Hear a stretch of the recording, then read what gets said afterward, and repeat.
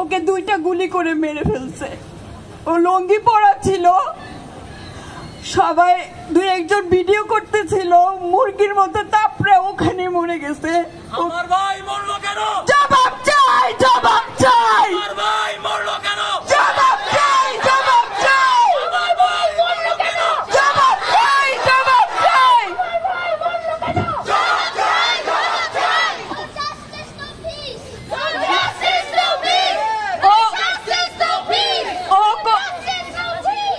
ও কোনো কোটা চিনত না, ও কারোর সাথে কখনো রাজনীতিতে যায় নাই। ও 22 বছর বিদেশে ছিল, 10 বছর ধরে তার ফ্যামিলির সাথে সময় কাটাচ্ছিল, আমাদের সবকিছু দেখে রাখতো।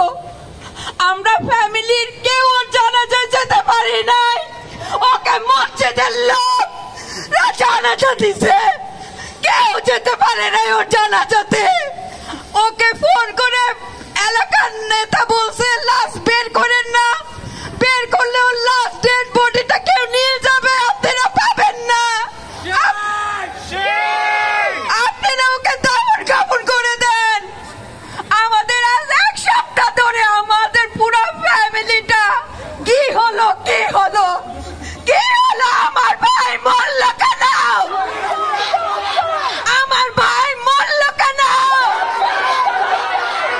এরকম জানাজা যেন কারণ না হয়, এরকম যেন কেউ স্বামী হারা না হয়, এরকম কেউ যেন এতিম না হয়, এরকম কেউ যেন মা ছেলে হারা না হয়। আমি হাসিনার পতন চাই, পতন চাই, পতন চাই। পতন চাই, পতন চাই, পতন চাই, পতন চাই, পতন চাই, পতন চাই, পতন চাই, পতন চাই, পতন চাই, পতন চাই, পতন চাই, পতন চাই, পতন চাই। আমার ভাই মরলো কেন? For my আমার ভাই মরলো কেন? আমার ভাই মরলো কেন? শেখ হাসিনা জবাব দাও। আমার ভাই মরলো কেন? শেখ হাসিনা জবাব দাও। For my international attendees, our last speaker just shared an extremely tragic story with us.